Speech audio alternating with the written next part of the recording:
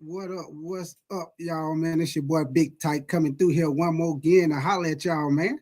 Hey, I had to come up here and stir up the pot a little bit, man. Get a little conversation going on if you feel me, if you know what I'm saying. I want to just get a little something started up about who won the trade between the Panthers and the Bears. When the Panthers traded up, pretty much gave away the whole kitchen sink, the whole house. They get up to the number one pick. They pick Bryce Young, and as far as what the Chicago Bears did with their first pick by picking Caleb Williams, I'm just gonna give y'all a little information on both of them. Compare their stats as far as their first 9 games. Bryce as a rookie, Caleb Williams as a rookie, and we're gonna jump right into it, man. Shit, like I said, if y'all like my show, y'all make sure y'all hit that like button. Make sure you subscribe to your boy Big Type, man. I'm finna jump right on into it. Hey, we got a great day for football, man, and you might as well stir up a little drama with this little episode I'm about to do for y'all right quick. But we about to jump right into it, man. So the first thing I'm gonna jump into, first of all, is the comparison between both of them, as far as with Bryce and Caleb Williams, man. Because right now, Caleb Williams, he's been struggling, man. He's been getting sacked over there a lot. They having big problems with the offensive line over there, man. Look like the same shit that was going on with Bryce last year, man. As far as him getting hit in the pocket, making bad throws. So I'm finna shock y'all a little bit with this comparison with both of their rookie season. Now check this shit out. Now, as far as with Caleb Williams, his first 9 games this year of his rookie season, he has thrown for 1,785 yards, 9 touchdowns, 5 interceptions for a passer rating of 81. Now, Bryce Young in his first 9 games, he has 1,683 yards, which you might as well say about a 100-yard difference in passing.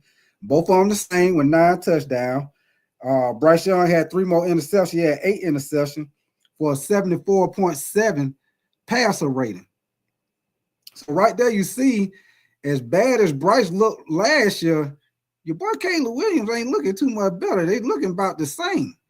So that's another reason why I asked the question. And I asked y'all the question, whoever listening, whoever out there. Who won the trade between the Panthers and the Bears? Who won that goddamn trade, man? Because your boy Caleb Williams, he's struggling right now. He ain't looking all that good. And I know a lot of people say, well, his offensive line, he getting hit, which the boy is getting hit. He is getting his ass tore up right now.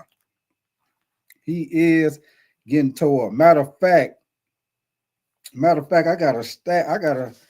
He done been sacked within the last, within the last 3 games, man. Hold on, let me let y'all know right quick. Within the last 3 games, he been sacked 18 times. And in those games, he's only completed like half of his throws. So that lets you know, another reason why he ain't doing that good. He only completing half his goddamn throws. He done got sacked 18 times, so he getting his ass toasted back there. He's averaging like about 156 yards passing in all 3 of those losses, man. And he don't have no passing touchdowns in those 3 losses with the Bears so far this season. And right now he got a passer rating of 64.7. So that lets you know your boy's struggling, man. He's struggling. The offensive line struggling. What up with your AXZ official hacker? What up with you, man? I appreciate you coming through, man. Just stirring up a little drama right quick with, see who won this trade between the Bears, man. And they got rumors starting up again about Bryce Young being traded, and talk about Mike Tyson getting his old ass whooped last night. But we're going to get into all that, y'all. But back into this. And I'm going to jump into this situation with Bryce first before I get on into this with Caleb Williams, man, because Bryce, he started out the season. He wasn't playing good. He pretty much was throwing interceptions. Matter of fact, the interception he threw, he basically was throwing the same interceptions in the middle of the field, man. He still was doing the same thing he was doing last year at the beginning of the season, leaving his feet, throwing the ball, overthrowing people. running out of the pocket when he didn't have to run out of the pocket, and not stepping up in the pocket, if you feel what I'm saying. And then they benched him. So he was playing so bad they benched him, which they should have been did that, because he needed to sit and watch. He needed to sit and watch. He been need to sit down, man. I don't understand why they ain't been sat him down. But they finally sat him down. Your boy Andy Dalton, he came in, he balled out the first game against the Raiders. After the Raiders game, it pretty much started going downhill with your boy Andy Dalton. They didn't win no more games after that game against the Raiders. And some people say, hey, when they played the Raiders was in dysfunction at the time. And some people say, hey, they won that game. Raiders had a lot of shit going on at the time. But let me see.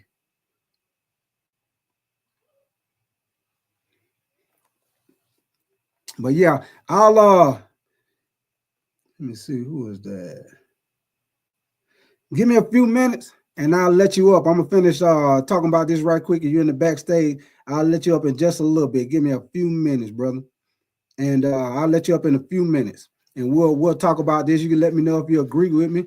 If you disagree, it don't matter. I'm not biased, man. You come on in here and holler at me, man. Hold on, y'all. Give me 1 second.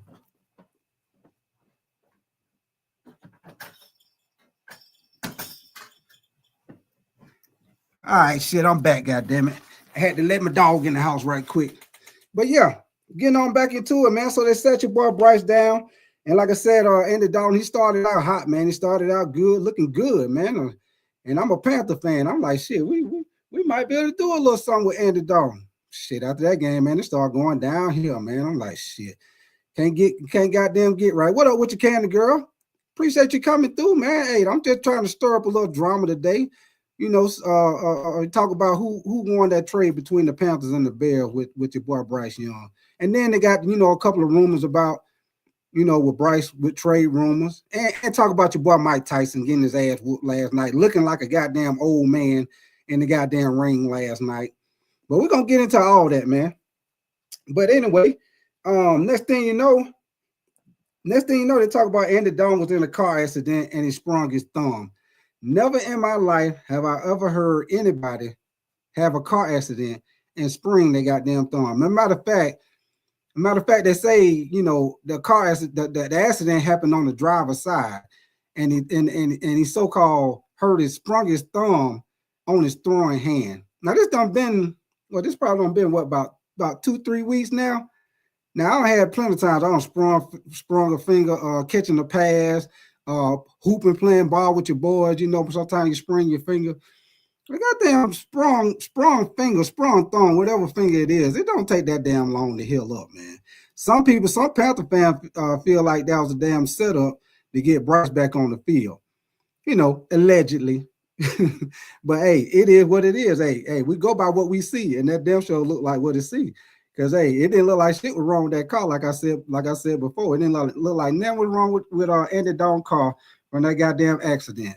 And like I said before, how the hell he hurt his thumb? What he was playing? What he was thumb wrestling with the goddamn medical person out there playing thumb? How the hell he goddamn hurt his thumb? It didn't look like shit was wrong with that car. Matter of fact, it looked like somebody had just goddamn detailed it. That car was looking real spiffy out there. But anyway, like I said, I feel like that was a way to get Bryce back on the field, man. And the last 2 games that Bryce done played, he hasn't looked horrible. He hasn't looked bad. He just been looking okay, man. Which for me as a Panther fan, that ain't good enough for me, man. I need a quarterback on the field. Like if we behind, I still feel like we got a chance. If we got pretty good, decent amount of time on the clock, I feel like we still got a chance. With Bryce, you ain't got no chance. It's a done deal. You passing the whole game. Yeah, we won against the Giants, but he only had 126-yard passing, and the Giants are not a good team. And you got some people out here thinking that we're gonna be the team to upset the Chiefs in 2 weeks. Stop it. Hey, like my uncle say, stop it. I say, stop it. We gotta be realistic now. We gotta be realistic. We are last in the league at certain things for a reason. They just put out the damn NFL rankings. They got Kansas City ranked #1. Now they have been skating by beating people, with like a touchdown or less. But they the Super Bowl champs, man. They know how to win. Sometimes you're gonna win ugly games like that. Actually, they help you out, especially later in the season, in the playoffs. When you used to winning ugly wins like that, and you get in the playoffs and you in them ugly games like that, it don't phase you because you already been getting past them games in the season. So it be like clockwork to you because you like, hey, we've been here, done this. We done did this, about 8-9 times in the season. This ain't shit doing this shit in the playoffs. Hey, we did what we do.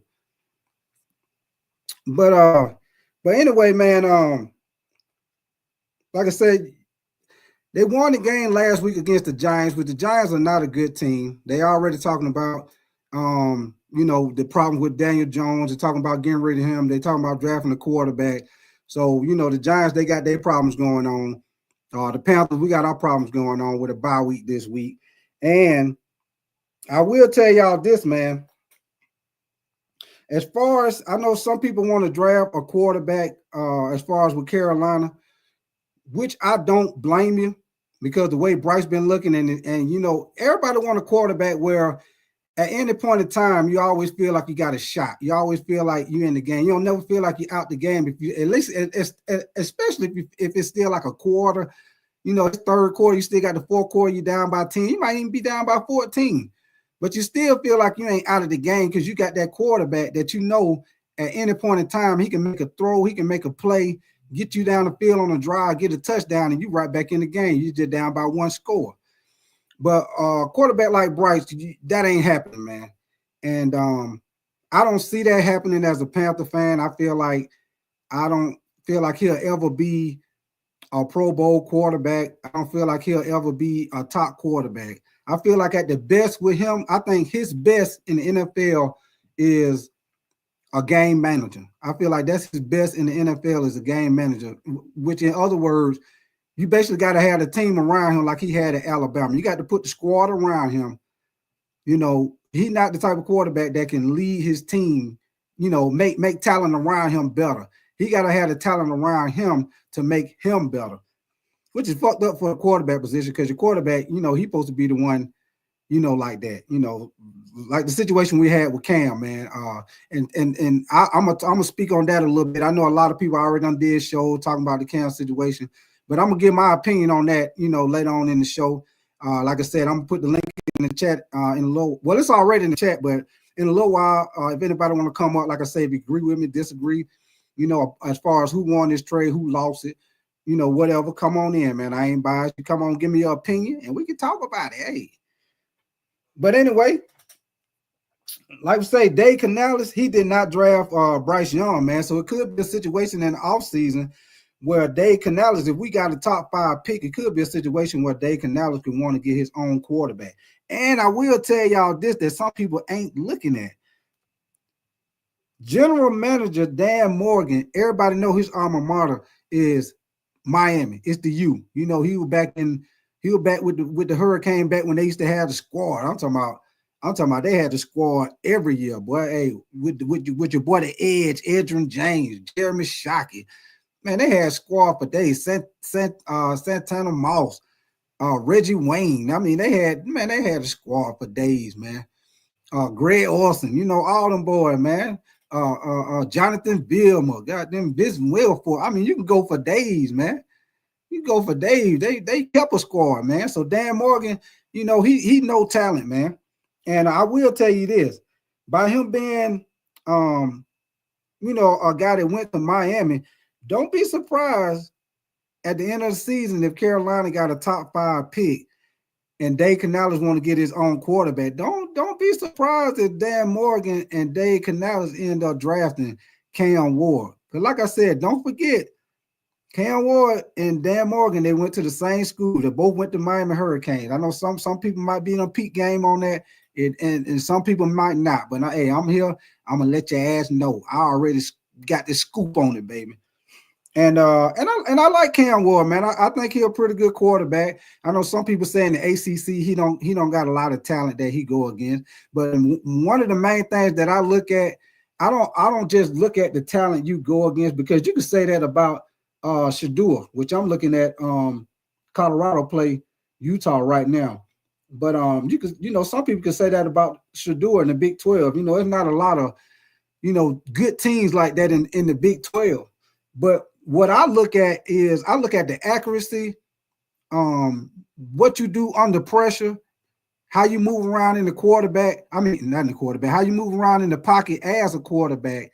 Those are the main things that I look at, not just the talent you go against. Because if you can throw the ball, you can throw it. If you accurate, you accurate. If you can read the defense and make plays, you can read the defense and make plays. It don't matter who out there playing. If you can read the defense, the defense gonna be the same. If they playing a cover two, it don't matter who you playing.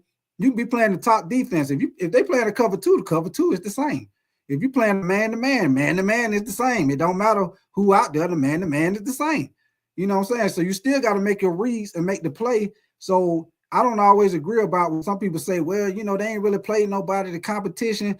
I mean, yeah, that is true. But at the end of the day, you still got to make plays. You still got to read the defense. You still got to throw that ball accurate. You still got to throw those out routes in front of the receiver, because on out routes, those are the easiest routes to intercept, because you throw that out route behind the receiver and that corner is trailing them. That's an easy pick. So you always got to throw that out route on time, unless that receiver unless he just shook the hell out that cornerback and he just open like that, he throw it a little behind him, he able to turn around and catch it. But most of the time, that cornerback is trailing. So those out routes are one of the main routes you most definitely got to throw on time, because that cornerback is trailing. He can easily pick that shit off. But yeah, that's how I feel on that, with the situation with the competition, man. So I like Cam Ward and I like Shedeur, man. I feel like Shedeur just made a hell of a damn pass, a damn touchdown pass just now in the corner. I asked, and as far as Shedeur, man, and I'm gonna get back on the topic in a minute. To me, my opinion, he the best quarterback in the draft. I don't give a fuck what nobody say. I know some people, try to say certain shit because of Deion. I mean, people act like now that Deion the coach, he still ain't Deion. He still ain't prime time. He always been prime time. He always been flashy. He always been flamboyant. He always talk shit. That's Deion. He ain't he Deion. So I don't know why people thought because he a coach, he still ain't gonna be Deion. He always prime time. He always Deion. He always got his little sayings, his little quotes he say. He always talk about you look good, you feel good, you play good. That's Deion. So I don't understand why now he a coach and some of the stuff he say or how he handle himself, they are like they ain't never seen that shit. He was worse than he was more goddamn flashy and shit when he played ball, especially when he was playing with the Falcons. Shit. That motherfucker high stepping talking shit like a motherfucker when he was playing with the Falcons and the Cowboys all on, man. So I don't know why people try to make a big issue about, with Deion. You know what I'm saying? Shit, he ain't did nothing but brought the school up. Shit, look at what Colorado was and look at where they at now, man. This man in 2 years, this team is bowl eligible. And they ain't even, they what they is, they 7-2 right now. You know what I'm saying? He changed the game for that team like off the rip, man. He got celebrity football players and shit coming to the game. Some people begin jealous about that shit. Like last year, the coach was talking about, they ain't playing for wins, they playing for clickbait. No, they ain't playing for clickbait. You just mad because the motherfuckers ain't coming to your game. You just mad because the rappers and celebrities ain't coming to your goddamn game. Because if they was, that's gonna help you with your recruiting anyway. So, some of that shit that them coaches be jealous. Because Deion know both sides of the game. He done been in the seat when the coaches and the scouts come and talk to you and your mama, trying to get you to come to the school, and he done been in the seat. He done been in the seat where coaches come and talk to his son, trying to recruit his son, and now he in the seat where he going and talking to somebody else's son, telling him what he gonna do, telling him, he gonna make sure he got his education, he gonna make sure he graduate, he gonna make sure he turn him into a man from a boy. You see what I'm saying? So some of y'all calm that shit down, that Deion shit, man. Shedeur, like I say, he the best quarterback in the goddamn draft. So cut that shit out. But anyway, getting back into it, man. We gonna jump into this, man, about the little trade rumors they got going on. What done came back up, man. I seen a little article, man, about about they're looking at Justin. They could be looking at Justin Fields in the off season. Because the big issue right now, man, with them drafting Bryce Young, which right now it looked like that's gonna end up, because right now it's a lot of people saying Bryce Young could be like one of the biggest busts in the NFL because of the fact of what Carolina gave up to go get him, and you gave up your star receiver, and you had a situation where you could have drafted Brian Burns and got 2 first-round picks and you didn't. So it just certain situation that they did, and I know it got a lot to do with the ex general manager. He really messed us up on a lot of things. What a team could be as a position right now, and I see some of that same stuff going on with the Bears right now with their team, man. Some of the stuff that was happening with Bryce, like a lot of people were saying with Bryce last year, the offensive line was trash. He was getting sacked a lot. A lot of people were saying, well, you can't really judge him because if he back there and somebody in his face all the time, you can't really judge him. Well, guess what? They saying the same shit about Caleb Williams this year. People are saying the same thing. They saying, well, how you can't really judge him? He getting sacked a lot. He getting hit a lot. When he dropped back, he don't really have a lot of time in the pocket. He's scrambling around. And some of the same shit they were saying last year with the situation with Bryce. So that's why I came up with the topic, man. Who won the trade between the Panthers and the Bears, man? I mean, at first, because of how Bryce played last year, it was looking like the Bears. But now the way Caleb playing and the way Caleb getting hit, man, shit, it actually looked like shit. They might have goddamn broke off even. Goddamn, it looked like you was on the dice table and you was up and you was hot for a minute, and now you goddamn you don't lost your money back, and now you're gonna go on and get off that table so you can break even. So that's how I feel like right now. In my opinion, I feel like they don't broke even because your boy Caleb Williams look like he going through the same struggle Bryce went through his first year. So even though, don't get me wrong, I'm not comparing the two players, because Caleb, as far as arm talent, he got Bryce beat all day. Bryce ain't got no goddamn arm talent compared to Bryce. So don't get it fucked up. Don't get it twisted. I ain't comparing them as players.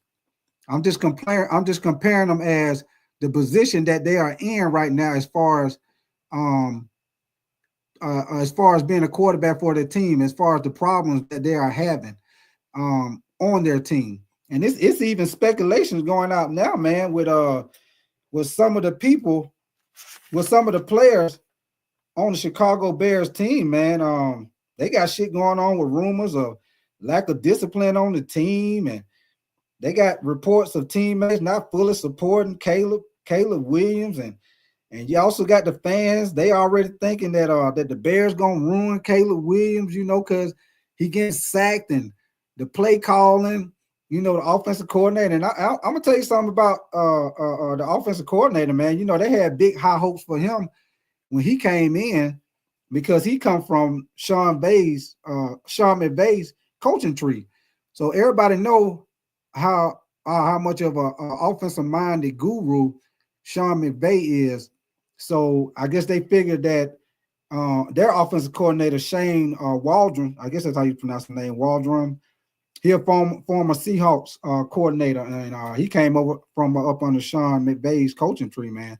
And I guess they thought it would be better because they got rid of the ex-offensive coordinator, Luke Gesky. And right now, man, like I said before, if it was a skill thing, if you were playing 7-on-7, oh yeah, Chicago be owning goddamn problem because they got skill position for days. You got Keenan Allen in the slot, you got DJ Moore, you got the rookie Romeo Dunze, you got goddamn Swift at running back, you got Cole Kmet at tight end. Man, they got players, they got ballers at every position. So, but what the problem is, like I said before, you forgot about the fat boy, man. You can't do that without the fat boy, man. The fat boy, you need the fat boys to block, man. You need them to block. You can have goddamn Randy Moss on one side, goddamn T.O. in the slot, and put your boy goddamn Marvin Harrison on the left side, and put fucking Barry Sanders in the backfield, and goddamn, let me see that quarterback shit. Put goddamn Joe Montana, old cool Joe Montana at quarterback. This shit you still ain't gonna win games like you supposed to if you ain't got the offensive line, man. Because get what? Your running back can't hit no holes if ain't no holes open. Your quarterback can't throw no passes. If motherfucker getting pushed in his face, he can't step up in the pocket. And the goddamn receiver, they running routes. If the goddamn quarterback getting pressured and he getting sacked, they just out there getting exercise. They might well go get on the goddamn track team because they ain't doing that but getting exercise. They're running routes and they ain't getting no goddamn passes. So, you know, it ain't going to be nothing but a matter of time before motherfuckers going to start complaining. So, what up with you, Nick, man? Hey, yeah. Just come on through, Nick. And, you know, I'm just talking, man. You come on through and like I say, shit, give me your opinion, man. Tell me if you agree with me, disagree. I'm not biased. That go for anybody listening. You want to come on here and talk to me? You disagree? Hey, tell me what you think. Hey, you never know. You might be able to change my mind. I ain't biased. You might come up with a good point. I might be like, you know what? You make some goddamn sense. But if it don't make no goddamn sense, I'm gonna be like, hey, I don't agree with you. I don't understand nothing you're talking about. Hey, you have to break that shit down Sesame Street because I ain't getting it. But anyway, but yeah, man, as far as with the head coach for Chicago, man, since he's been there, he's 14-29 in his third season. So if you look at it, man, he didn't do what up with your Carolina Blue, man. I appreciate you coming through, man. Hey, just trying to start up a little drama, man. Trying to see who won, how you feel about who won the trade between the Panthers and the Bears. Looking at where the Bears at right now as far as the situation what they got going on with Caleb Williams and what the shit we got going on with Bryce.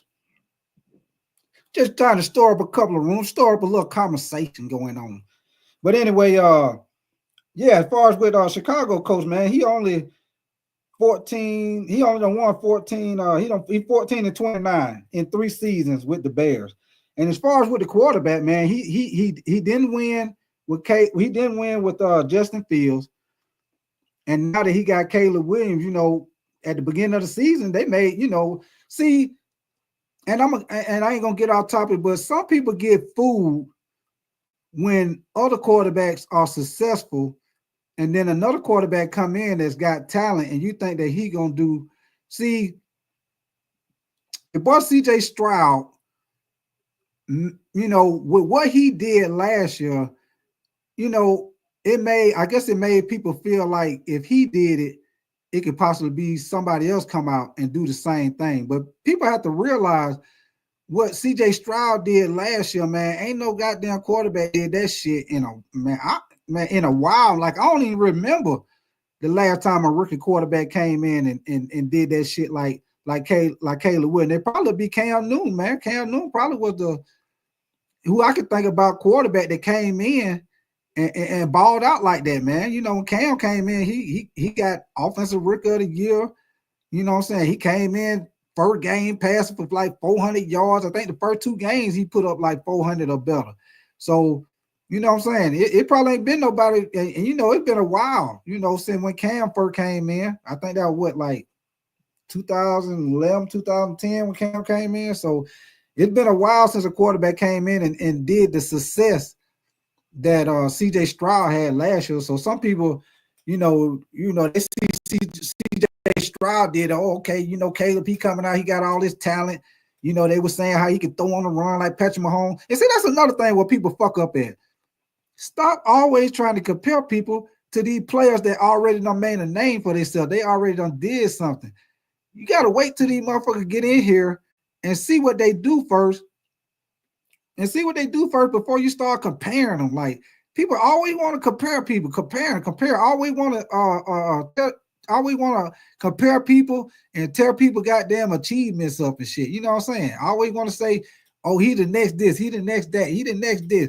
Wait till he get in here and play for a couple of years and then start comparing them. Motherfucker, don't compare him right off the goddamn rip. He ain't even throw the goddamn pass in the NFL. Like I told y'all, man. Like I told y'all before, I got another video where I talk about is it the quarterback?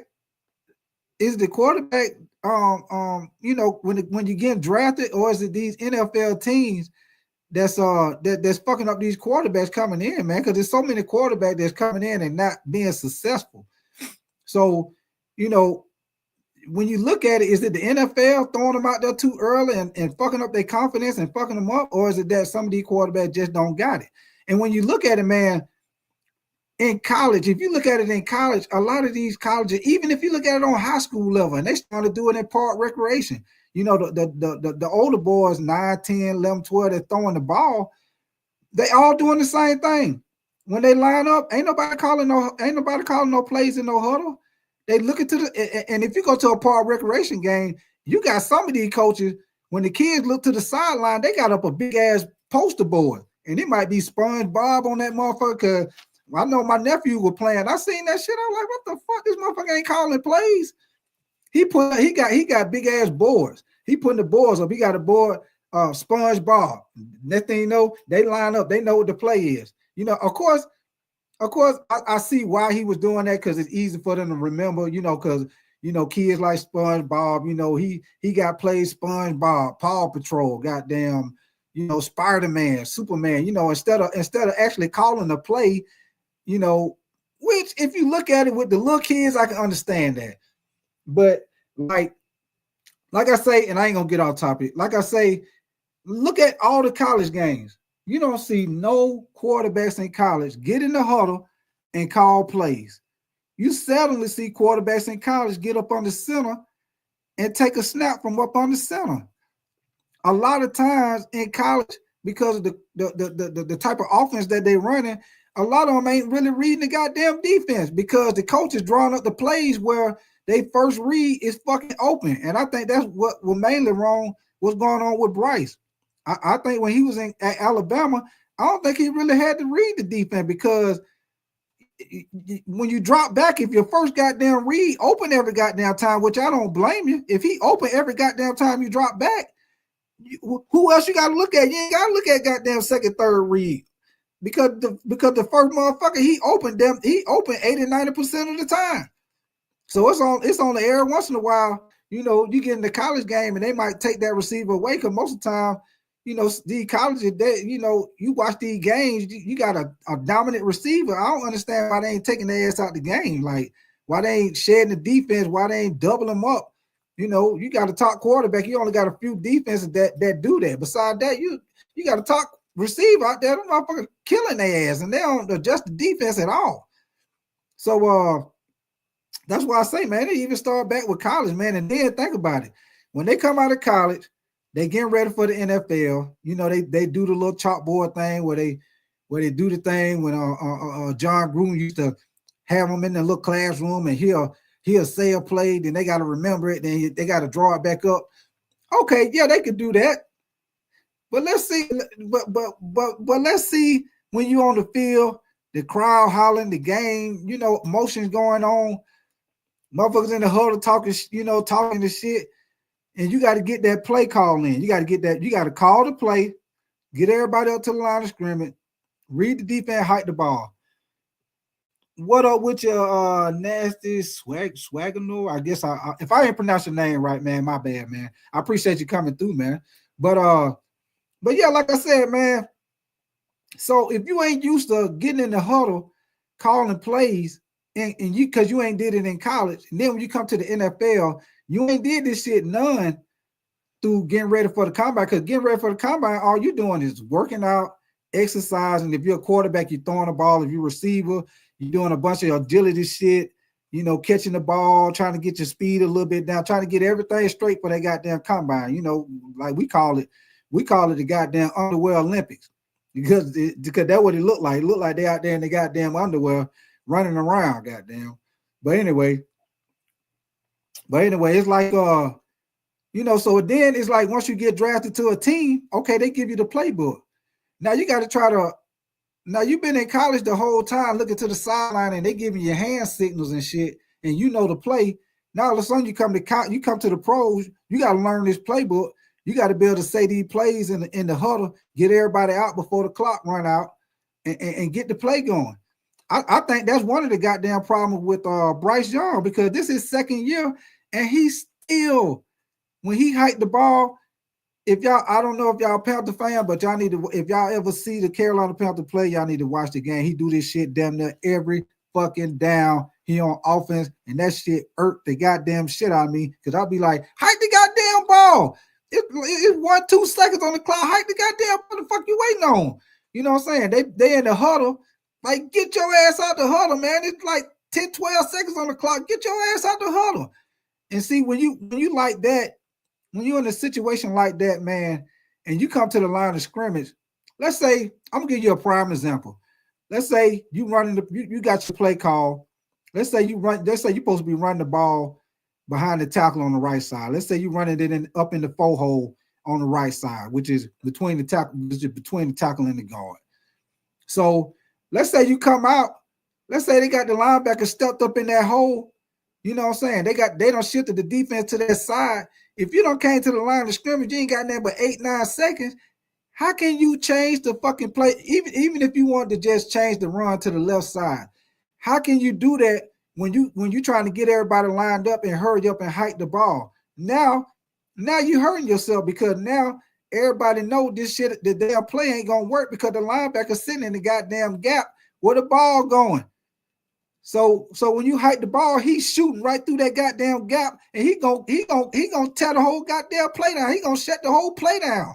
That thing, you know, the running back get hit in the backfield, he lost 2, 3 yards, or either he get hit at the line of scrimmage. That thing, you know, it's 2nd and 10, 2nd and 9, 2nd and 12. They'll shut that shit down, because you ain't got out the goddamn huddle in enough time where you can get up to the line of scrimmage, see what's going on, and call a audible if you need to. Even if you just call an audible to run the play to the left side instead of the right. You can't do that, because Bryce, every time he come out the fucking pocket, it's 10 seconds or less. Like, I don't understand that shit. And that's another reason why I'm saying, getting back to what I was saying about these guys not calling plays in the huddle in college. And then when you get in the NFL, you got to call plays in the huddle. And you got to get everybody lined, make sure everybody lined up, get everybody, you know, up to the line of scrimmage. You got to hurry up and do that shit. But for some reason, man, this is a 2nd year, and he's still doing that same old shit, which I do not understand that shit for the life of me. And it's like the coach don't never say nothing about it. It's like, you know, they asked him about it in the press conference, and, you know, he kind of just breathed that shit away. Like, you know, they gonna work on it. You know, he always talking about watching the film. You know, that shit irked the shit out of me. You know, we got to watch the film. You motherfucker, you know what the fuck happened out there. You know what the fuck happened. When I played ball, man, sometimes the referees would tell on your ass. Sometimes the referee, and if y'all play ball, y'all know exactly what I'm talking about. I'm gonna give you a prime example when I say the referees will tell on your ass, because the coach gonna ask. Somebody false start. I'm gonna give you a prime example. Somebody false start, the head coach or the offensive coordinator, the first thing they gonna say, who was that on? Who was it on? Who was it on? Hey, who was it on? They gonna ask the ref, who was it on? Ref gonna turn around and be like, 63. God damn it, 60. You know, whoever number 63. God damn it, 63. Watch the ball. Watch the ball. Watch the ball. Yeah, you're killing me. You're killing me. Watch the ball. The referees will tell on your ass. So when a play don't work, if it was a false start or somebody missed a block, even when somebody missed a block, you know, they be on the side like, God damn it, who missed that block? Because when the play don't work, when the right play don't work, most of the time, you know what I'm saying, somebody don't miss the block or something, man. Most times somebody don't miss the goddamn block.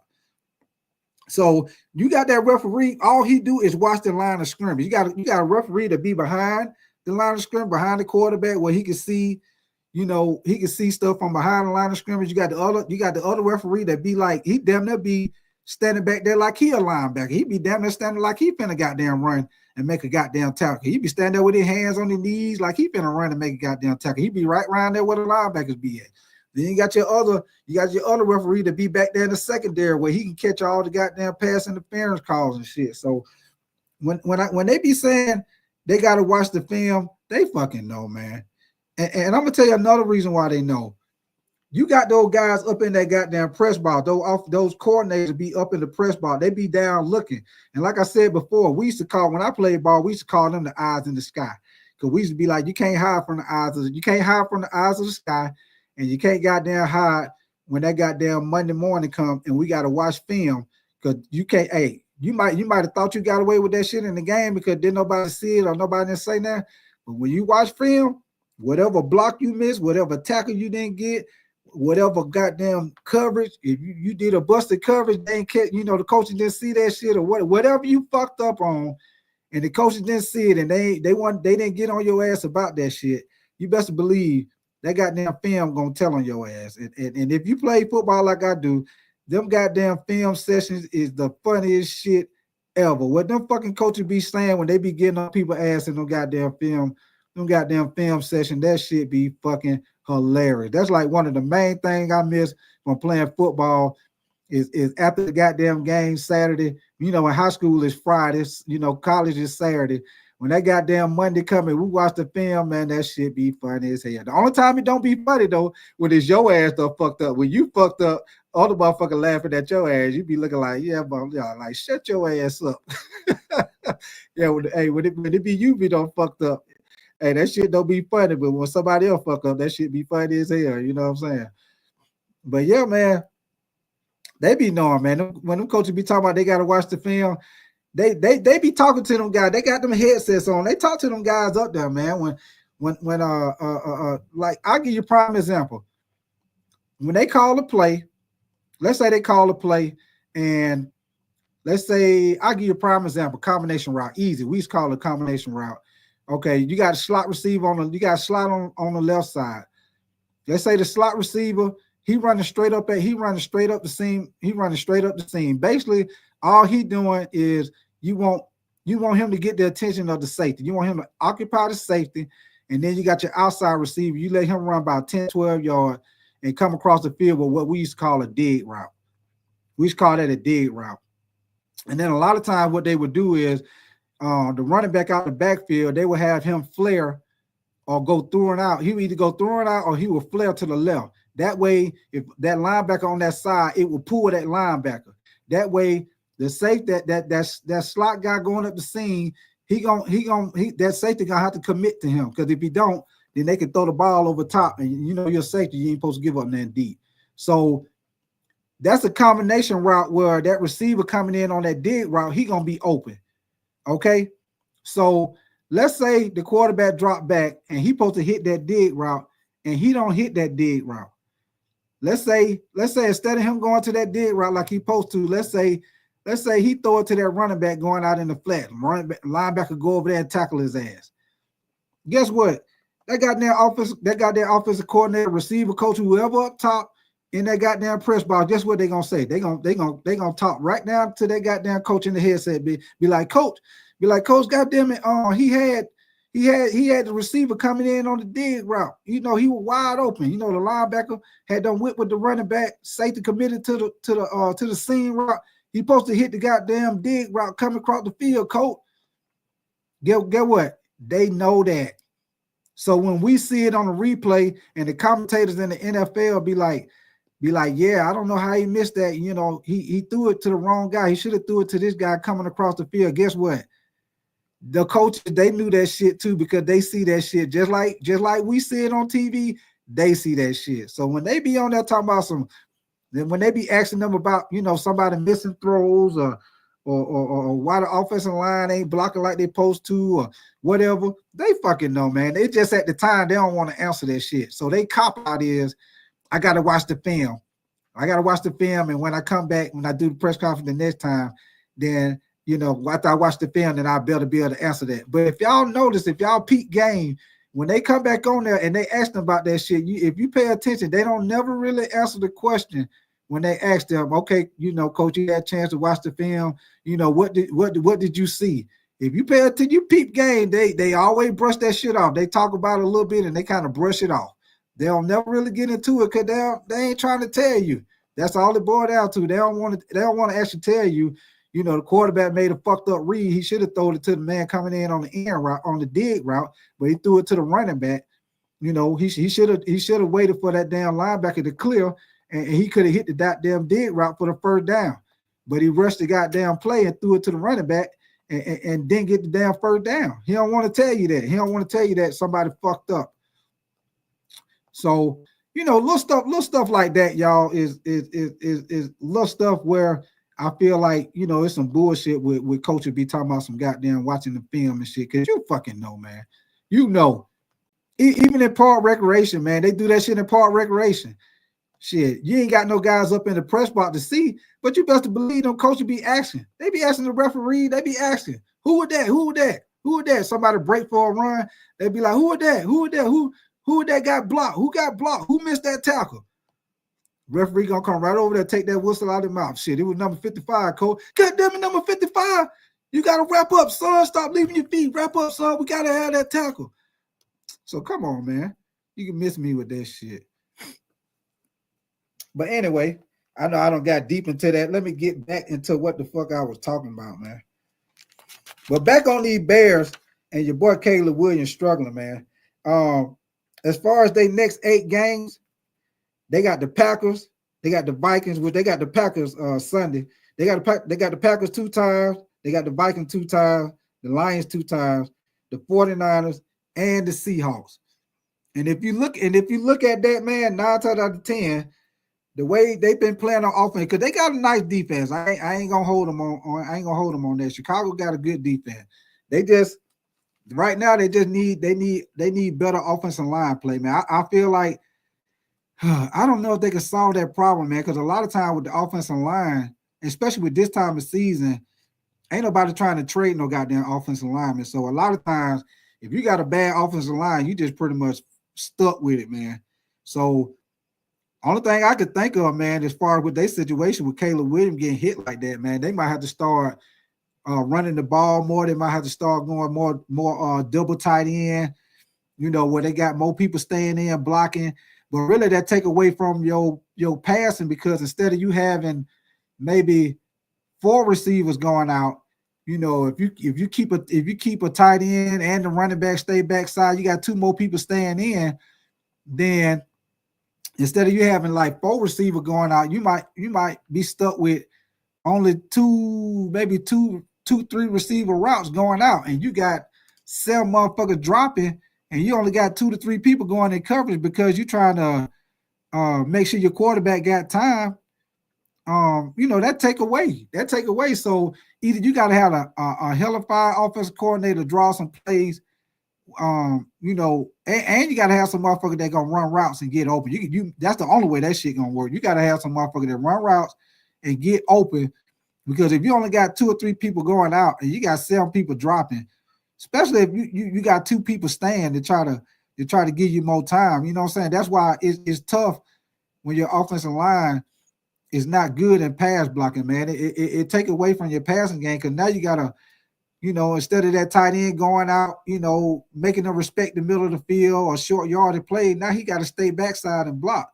Or that running back, you know, instead of him being able to release to the flats or maybe sit in the middle of the field, you know, throwing out whatever, now he got to stay backside and help that tackle, or he got to chip that tackle on his way out, which is slowing him out, which is slowing him up on his goddamn route.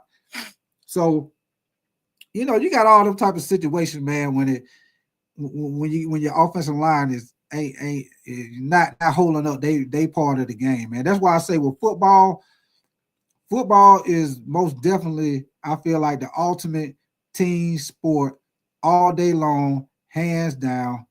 Ain't no other game like football, man, because everybody got to do their job in order for that play to be successful. If one person fuck up, if one person missed their block, or one person on the D line, if his ass get blocked and get pushed 5-7 yards down the field, he all in the linebacker lap. Linebacker can't goddamn get around his ass because the damn guard or the tackle don't push his ass all the way back. He can't get around his ass to make the tackle.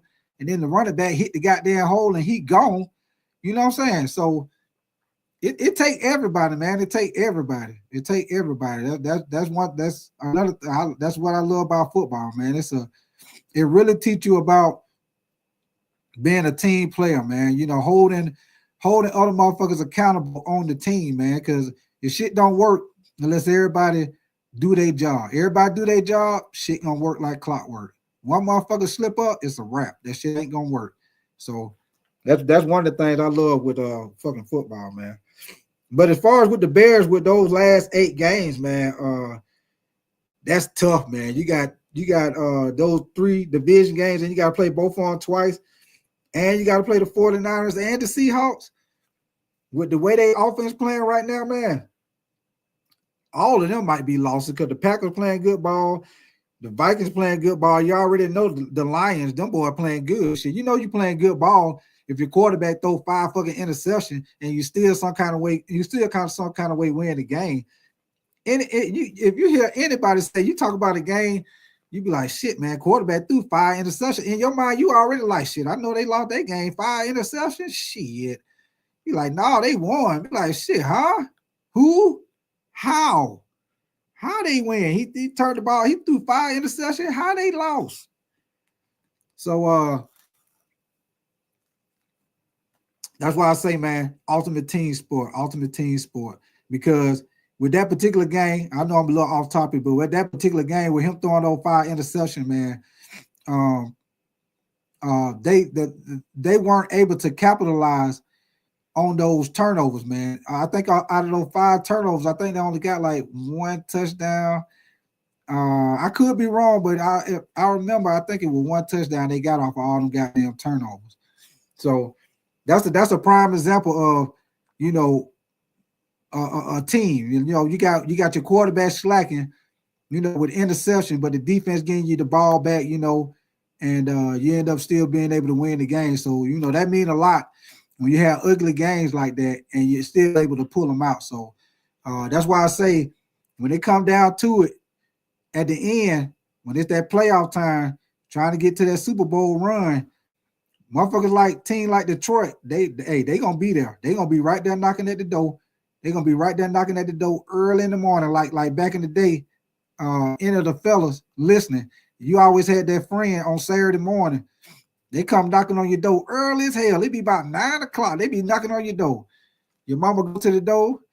They be like, can you come outside? You be like, baby, it's 9 o'clock. Like, where your mama at? Why you out here so early? They be outside early than the month. It be 8:30, 9 o'clock. They already knocking on your door, asking you to come outside and shit. Like, leave. Shit, we ain't here watching cartoons, man. We ain't coming outside yet. Shit, we watching Transformers and all this shit. We ain't coming outside yet. Early as hell. But yeah, you know, the fellas, y'all know what I'm talking about. You always had that friend, goddamn. He be out there early in the goddamn morning. See what it be is, he be on whoever his mama is. You goddamn him and his sister and brother be done got on her goddamn nerves, and she be like, get y'all ass up, get dressed, and get y'all ass outside so she can have a break, because they be done got on her goddamn nerves. So it be early in the morning, mama be done put their ass out. Goddamn, I had plenty of friends where the mama be done put their ass out, go outside and play, and the mama be done lock the door. Goddamn, hey, they can't even get back in the house. Hey, mama in the house watching stories and shit, goddamn. They out there in the sun. They out there in the sun, hot to the motherfucker. They be like, hey, I remember shit, my grandma raised me. They come to my house, goddamn. My grandma she was like the little neighborhood mama, goddamn. Shit, hey. Motherfuckers used to come to my house, eat, drink water, all that shit, goddamn. My grandma just be like, come on in. They'd be like, your mama lock you out again? They'd be like, yes, ma'am. They'd be like, can I have some water, please? They be hot to the motherfucker. Hey, mama done lock their ass out. You know, the fellas, y'all know exactly what I'm talking about, goddamn. Y'all always had them friends like that, boy. Oh, boy, that shit be funny as hell, boy. But anyway, man, let me jump back on what I was talking about. Let me see what I'm gonna jump on. Hey, you know, like I always say, we finna jump on this merry-go-round, spin this bitch around and see where we gonna land at next. Matter of fact, I'm gonna say a little something about this Cam Newton shit, because I know a lot of people already uncovered it, you know, during the week. And I know y'all probably listen to other shows and podcasts and this shit. They probably done already said their opinion and all that shit. But I just want to say my little goddamn, put my little 2 cents in. Yeah, you know what I'm saying? I'm break the piggy bank and put my little goddamn 2 pennies in. But as far as with that situation, man, I know Cam probably felt I can understand where he was coming from, man, because and you know, I was talking to some of my buddies about it, man, and some of my buddies they were talking about, you know, well, you know, Cam ain't retired. So, it got a lot to do with he ain't retired. They can't put his stuff up like that. But a key thing what Cam said, if y'all were listening, if y'all didn't peep game, when he said his little boy asked him, "Hey, Daddy, where your pictures at?" And he said none of his pictures was on that first floor. If y'all peep game, Cam said that the guy that was the tours, the guy that was giving them the tour, he said that, hey, you go up on the second, third floor, they got Cam stuff everywhere. So I don't want to hear nothing about that shit about him not retiring and his rules and stuff about having his stuff up because he ain't retired and he's still active as a player. If you got his shit on the second and third floor, you can have his shit on the first floor. You know what I'm saying? Ain't no the same rules and regulations is on the second floor, and the same rules and regulations is on the third goddamn floor. And everybody know about the Carolina Panthers. Fuck that shit you talking about with Jake DeLong. I mean, yeah, I appreciate what Jake DeLong did, but Cam is the best goddamn quarterback that come through Carolina. That man took the team on his back pretty much every year, especially the year they went to the Super Bowl. He was playing with Philly Brown, Ted Ginn Jr. Let me say this again. Philly Brown, Ted Ginn Jr., and your boy Jeremy Cotry was playing in the slot. And then everybody know he had Greg Olsen. That was his main target. So for that team to go 15-1, and they always pretty much kept a defense in the running game. But for that team to go 15-1, and he didn't have like no primary receiver, no big play receiver like that, and he still made it happen, man. That's why he was able to be like he's Superman and shit, man. Motherfucker be so I think some motherfucker be forgetting goddamn how Cam changed the game, man. He changed the game, man. Like before Cam came in, motherfucker wasn't really drafting quarterback that run like that. They weren't really drafting quarterback to run like that. I know Vic, he came in, but Vic didn't. I mean, Vic. Don't get me wrong now. Now Vic was a sight motherfucker. I seen Vic goddamn. That motherfucker was a beast. He was just more fast and athletic than anybody else on the field. But Vic didn't never lead his team to consecutive wins and Super Bowl and shit like that. MVP season, Rick of the Year, all this shit like what Cam did, man. Cam changed the game, man, because now when they draft, it don't went from, it used to always be like, you got to be able to be a pocket quarterback. Nobody didn't really want running quarterback. But Cam changed the game, man. It's like now, since Cam, it's like every year, they always talking about, quarterback that can run, quarterback that can run and they can throw the ball. And, you know what I'm saying? Sometimes you might hear them say, he could be like your boy Richardson out there and with the Colts, man. You know what I'm saying? When he was coming out, they were trying to say, he could be like Cam. No, the fuck he can't be like no goddamn Cam. Because there's only one Cam, just like there's only one Jordan, there's only one Kobe, there's only one LeBron, there's only one Shaq.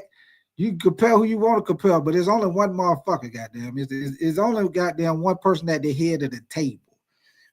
You know what I'm saying? So that's why I say people need to stop trying to compare motherfuckers, because everybody different, man. Everybody ain't the same. Everybody different, man. Anthony Richardson, he ain't shit like Cam. Believe that. I mean, he athletic now, don't get me wrong, but he ain't shit like Cam, man. Cam just changed the game, man. Like, he changed the game. You had to respect him. That's why I understand why he called his show, the show he got called 4th and 1. Because on 4th and 1, it was hard to stop the Panthers anytime. They went for it on 4th and 1, 4th and inches, 3rd and 1, 3rd and inches. Everybody in the stadium knew. When they hiked the ball to Cam, especially if he was up on the center, everybody knew he was gonna do the quarterback sneak. Just like with the Eagles, everybody know when they short yardage and they line up in the play they call the tush push. You know what I'm saying? Everybody know they gonna do that play, and motherfuckers still can't stop it. And that was the same thing with Cam. Everybody knew Cam, right there at the goal line. You knew Cam was gonna goddamn push that bitch in. He was gonna either run. He was either gonna run it in, or he was gonna jump, dive over the top, whatever. You knew that, but motherfucker couldn't stop it. You know what I'm saying? Because shit, he what, 6'5", 6'6", 250? Shit. That motherfucker bigger than goddamn linebackers out there. Shit, he was like a goddamn tight end playing quarterback, tight end defensive end playing quarterback. Shit. So I most definitely understood when he said, you know, his feelings were hurt. He felt some type of way that you know, his pitches went downstairs where everybody pitcher was. Cause hey, if that would have been me, hey, I would have goddamn been pissed off like I know y'all seen that movie with NWA. When goddamn Ice Cube got mad, they weren't paying him his goddamn money. Motherfucker say that motherfucker came back in that bitch with that baseball bat. Hey, he started knocking all them goddamn gold records. He was busting all them goddamn gold records and all them goddamn glass table. Hey, he like, pay me my goddamn money. Hey, I'm finna tear all this shit up. That's how I would have been. Shit, all I done did for the franchise, all this shit I done did, sacrificing my body and shit. Y'all motherfuckers ain't got my picture down here on the first floor, talking about this on the second and third floor. But you got Jake DeLone picture down here. You got, you know what I'm saying? You got Jake DeLone picture down here. You ain't got my picture, nigga, man. Who, nigga, what? You ain't got my picture down here? Man, please. I would have told every guy, hey, them motherfucker would have had to call the police on me. I would have told every picture would have been off the wall in that motherfucker. All of them would have been off the wall. They would have had to bring the whole cleanup crew and clean up all that goddamn glass on the floor. I would have knocked all them goddamn pictures down. Hey, you ain't gonna be now goddamn picture on this wall if my picture ain't up here. Shit. And like Forrest Gump would say, and that's all I got to say about that. That's all I got to say about that shit. But yeah, I most definitely felt where he would come from, man. Then for your little boy, for your son to ask you, like, you know, he all excited, you know, he's in the stadium, you know, how your little kid be, they run around playing and shit. You keep telling, hey, stop running, slow down, stop running. Yeah, they asking you question. Ooh, look at that, daddy, look at that. Ooh, yeah, look at that, Julie Pepper. Ooh, look at that, look at that, Tommy Davis. Ooh, look at that, Steve Smith. Yeah, look at that. Ooh, daddy. And that thing, you know, like, hey, daddy, all right, what's up, son? Where your picture at?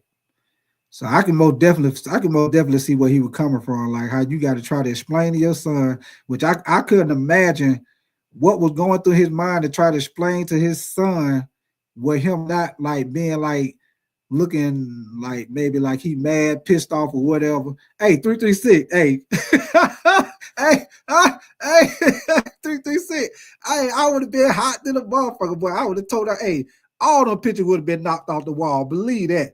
They would have had to call, they would have had to call the whole goddamn Charlotte police department to come escort me out that motherfucker. Hey, I would have told all that shit up. Believe that. Hey, you know what they say? God damn, I started this shit. That's the thanks to appreciation I get. I would have told all that shit up. Yeah, y'all tell all this shit now.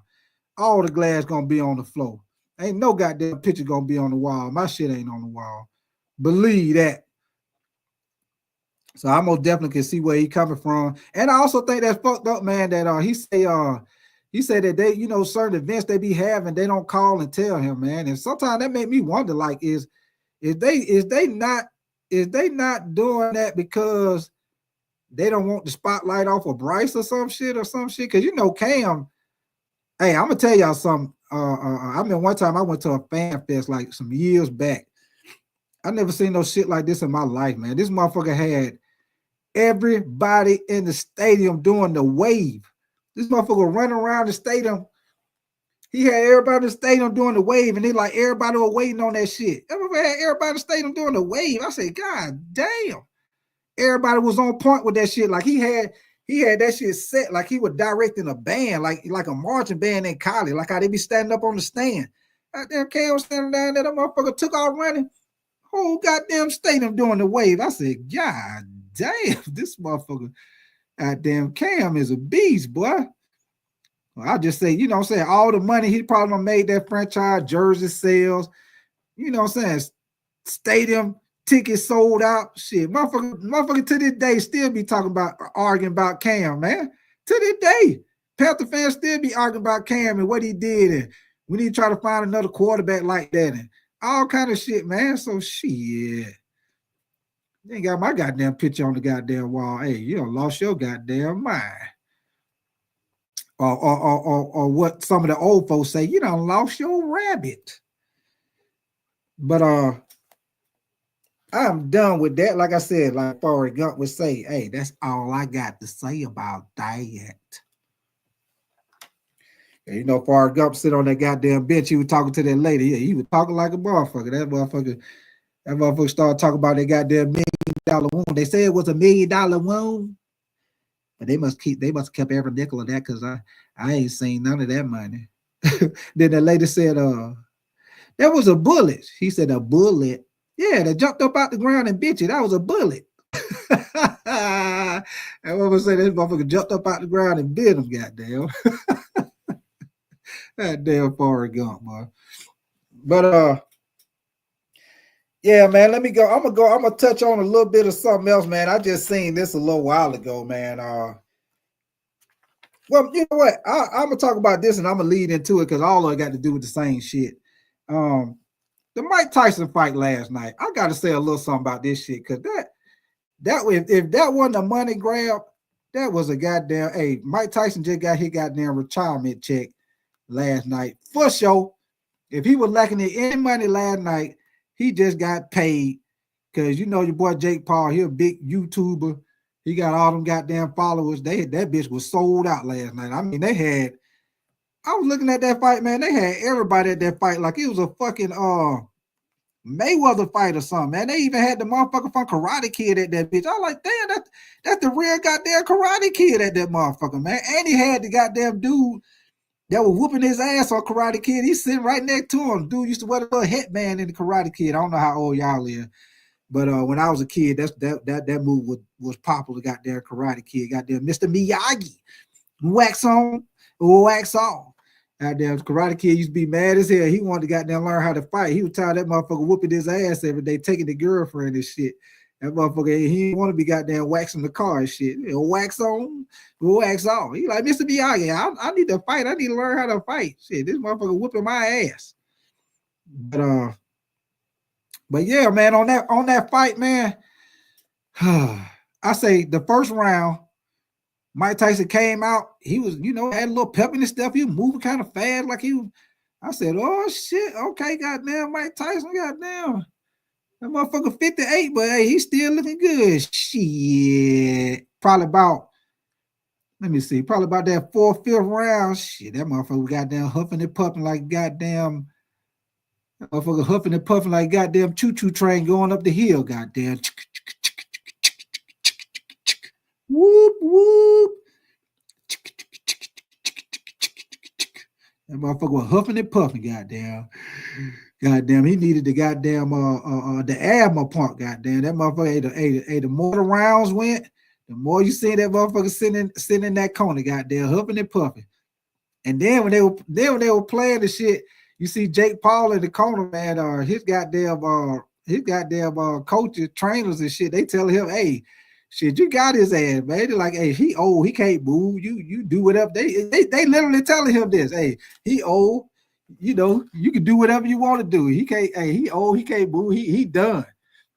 His legs and shit. I don't know how many times that Andre Ward and goddamn Roy Jones Jr. He kept pointing that shit out. He kept talking about, Mike Tyson leg. It could be something with his knee or his leg. He was like, his movement, his legs look like he tired. But Mike Tyson, he literally, he looked like an old guy in there, man. I know he 58. That motherfucker was in that bitch looking like he was 68, goddamn. Hey, he was in there looking like an old man for real, though, man. Jake Paul just in there hitting him with whatever, goddamn. That motherfucker hitting his ass with, hey, he could have, last night, Jake Paul could have hit his ass like, hey, you know how little kids back in the day, little kid be little, and little kid be don't hit him, and that motherfucker try to hit you back. That motherfucker put that arm all the way behind his back.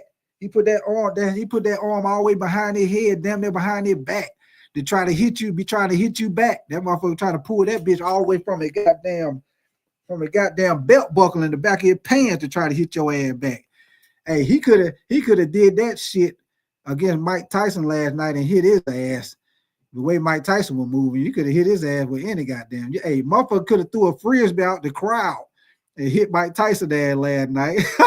Motherfucker could have threw a goddamn frisbee out the crowd and hit Mike Tyson ass last night, boy. Hey.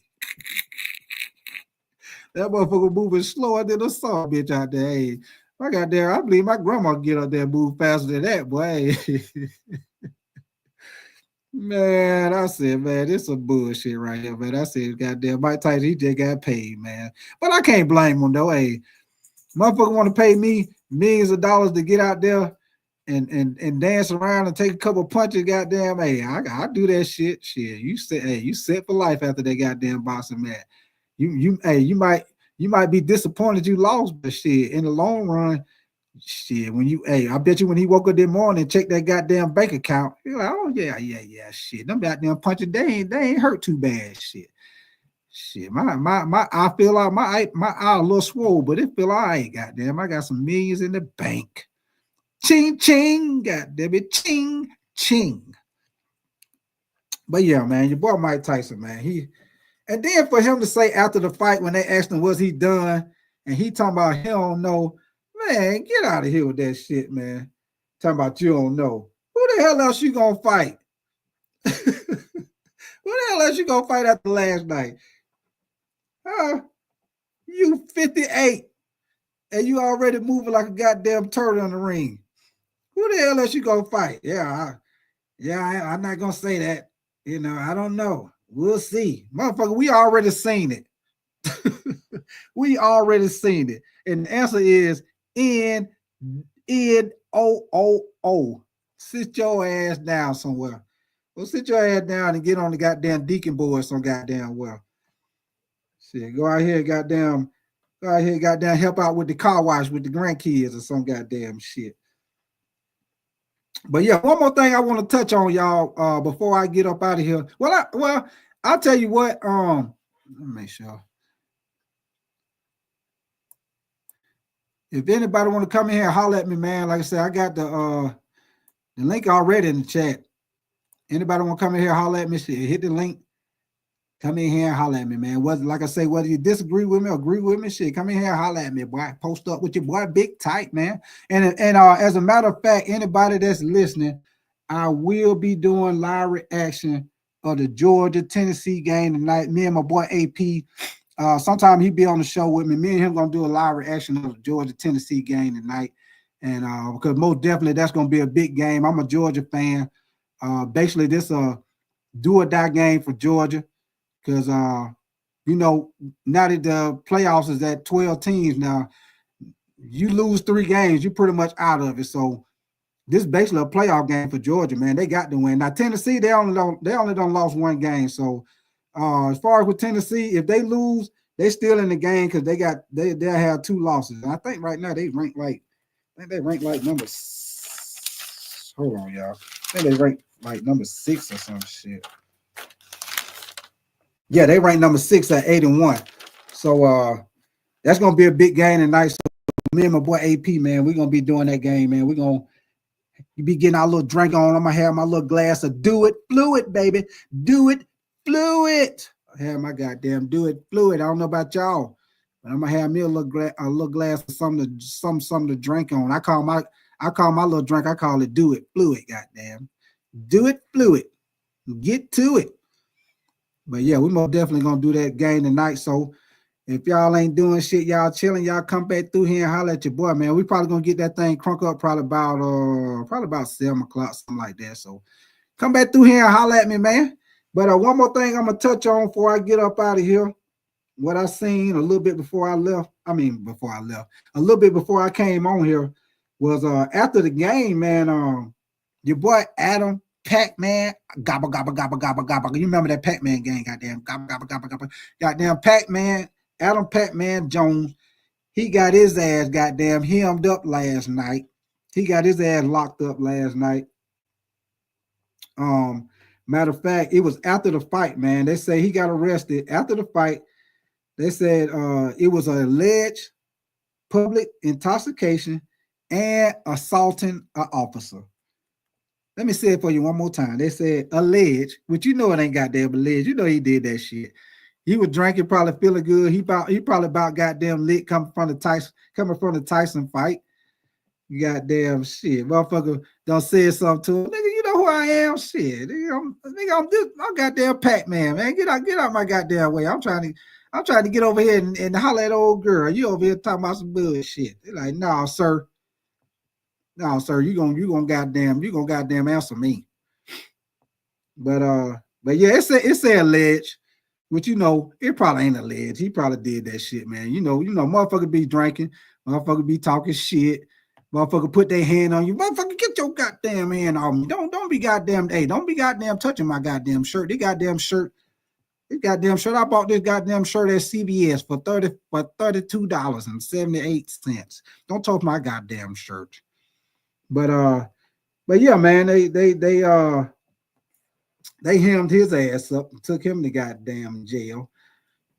Yes, sir. The goddamn authorities took his ass to jail. Goddamn top flight security in this bit. Dun, dun, dun. Shout out to your boy, goddamn Mike. Goddamn top flight security got a hold to his ass. Hey, and you gonna try to swing on him too? Hey, they say he tried this. They say alleged. So it's alleged. But if you ask me, he did that shit. But allegedly, they say he goddamn assaulted the officer. So in other words, he probably tried to swing on his ass. He drunk. He probably tried to swing on his ass. Done missed like a motherfucker. Done damn fell on the goddamn ground. Tried to goddamn swing on the officer. Goddamn. Hey, officer probably did his ass like how they do your ass in the club. Motherfucker be in the club drunk. And them goddamn bouncers be in the club. Hey, them motherfucker jack your ass up. Some of them will put your ass in the goddamn headlock.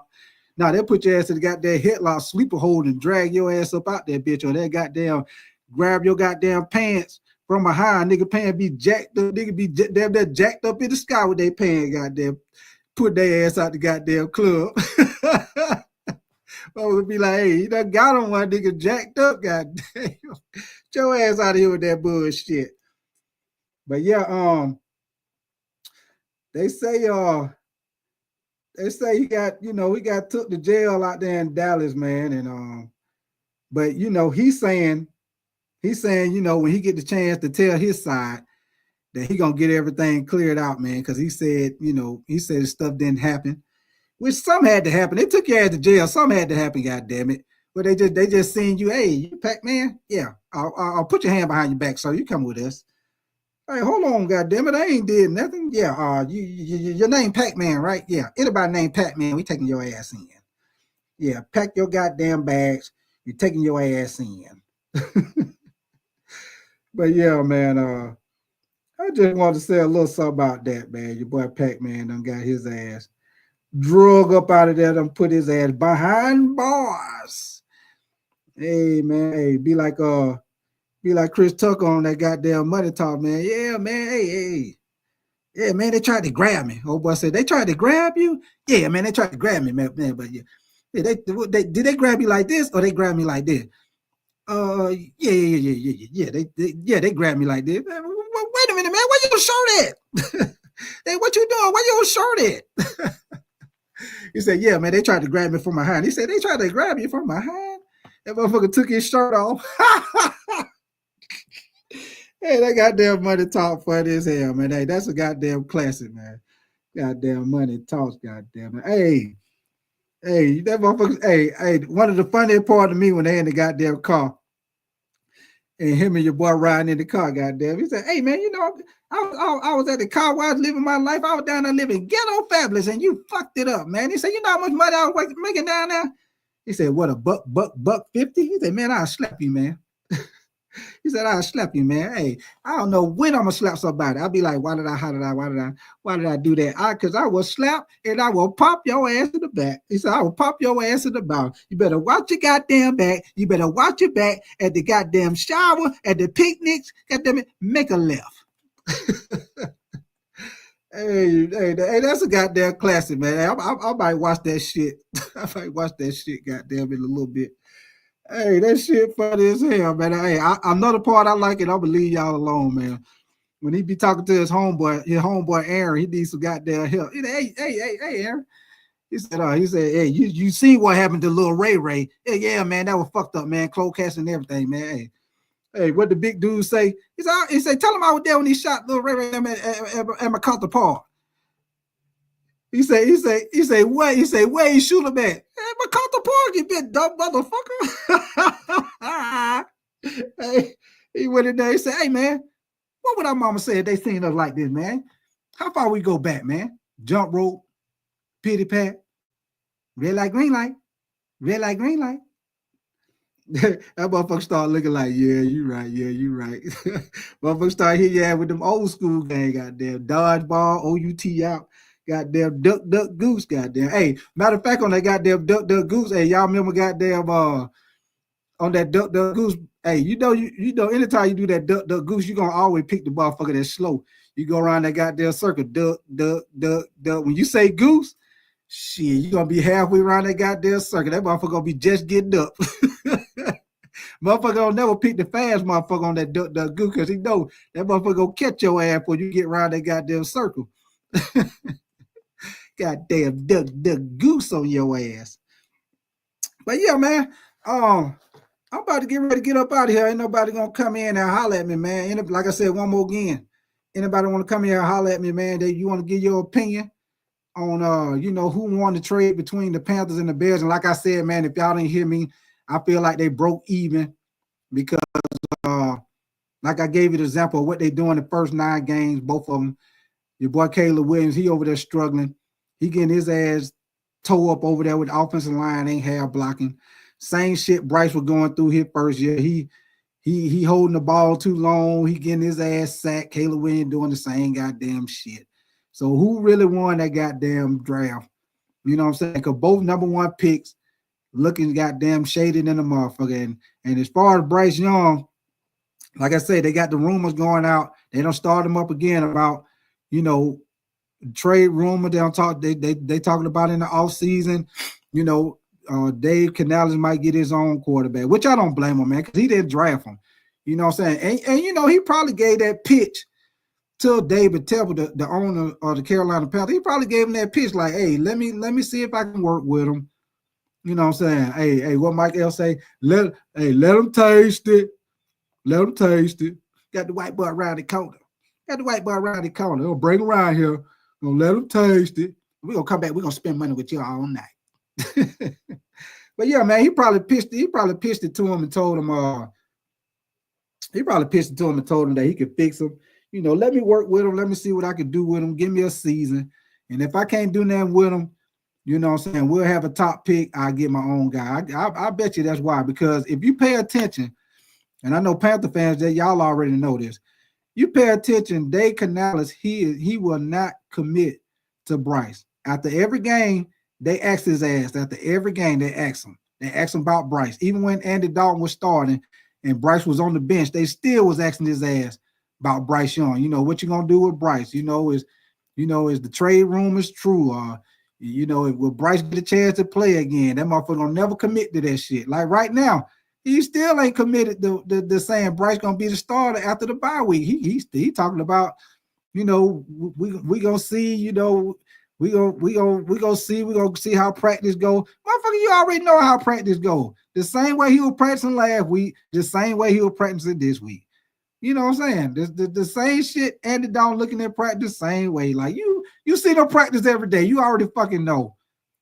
That's why I say some of the coaches in the press conference, they just don't want to answer the question, so they just give you a bullshit answer. He know who the fuck he want to play, but keep the media from blowing shit up. You know what I'm saying? Because they gonna blow the shit up if he just come out and say, well, Andy Dalton, he gonna be the starter, Bryce going back to the bench. They gonna be talking about that shit next goddamn day. Bryce going to the bench. The Panthers, they ain't giving them a chance. Motherfuckers gonna be all on ESPN talking that bullshit. You know what I'm saying? Them motherfuckers don't watch no goddamn Panther games. Them motherfuckers just going off what they seen last year or some fucking highlights, or if they watch somebody YouTube channel, what they showing you or whatever. They don't watch no goddamn games. If you watch the games, then Bryce ain't it, man. And I don't give a fuck what nobody say. Y'all can call me a hater. All I'm telling you is I watch football, and it don't take you long. I don't give a fuck what sport it is. Off the rip who can hoop. Even if you're playing basketball, you know who can hoop and who can't hoop when you warming up in the goddamn layup line. You know who can hoop and who can't hoop. When you in that goddamn layup line and they doing them layups And you see them you see them shooting the free throw, you see them moving around shooting the threes, shooting the goddamn mid range. You could tell off the rip. You see that motherfucker over there, you be like, oh yeah, old boy right there, yeah, we got to watch him. He look like he can hoop. And you just going off the layup line, free throws, and what he doing in the jump shooting drills and how he moving around, dribbling the ball and shit. You know off the rip before y'all even play this motherfucker, you know. And that's the same thing with pickup basketball. That motherfucker pick their team. You could just come to the court. You come to that court for the first time, ain't nobody seeing you play. And you know what everybody do. When you come to the court, if they already playing, you get that ball. Every time they go down the court, you at the other end of the court shooting till they come back down. Now, sometimes you bet some courts, motherfucker get on your ass by that shit. Like, hey, get your ass out the way, especially if the ball roll on the court. Motherfucker miss a shot and they come back down on the fast break, ball rolling on the court. Motherfucker be like, hey, keep your ass off the court. You know what I'm saying? But it don't nothing like that happen. You know, every time they go back down to court, motherfucker at the other end, you know, getting their little shots in and shit, trying to wait, you know. Motherfucker see you playing, they see you make a couple of shots, they see how you dribbling and shit. When that thing, you know, motherfucker come to you, hey, you want to run? Yeah, shit, I'll run. They gonna ask you, hey, anybody done pick you up? No, ain't nobody pick me up. Shit, you gonna run with us next thing, goddamn. And they just literally going off what they seen you do. They ain't seen you actually running up and down the court. They don't know how high you can jump. They don't know what you can do. They just going off what they seen, you know, off of what they seen, what you do. And that's all you can do. I'm going off what I see. We goddamn Bryce, man, and he ain't it, man. I mean, like I said before, the best I feel like that he could be is a fucking a goddamn game manager. That's the best I can see. And I mean, and Carolina have to have some hellified draft picks that turn out to be good and hit on goddamn motherfuckers in the free agency. They'll pretty much have to hit on everything where he'll have a squad around him like the 49ers. Like the 49ers, they got a squad. They got talent everywhere. So that's why you be having a situation with the 49er quarterback. Some people say, you know, he'll game manager. Some people say, hey, if he wasn't on that team with all that talent, you know, he probably wouldn't be doing that.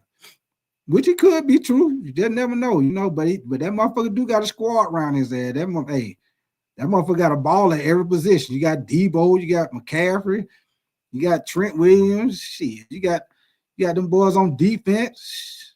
You got Bosa. The motherfucker got a squad now. Shit. So you know, you basically have to build a team up like that, you know what I'm saying, for Bryce.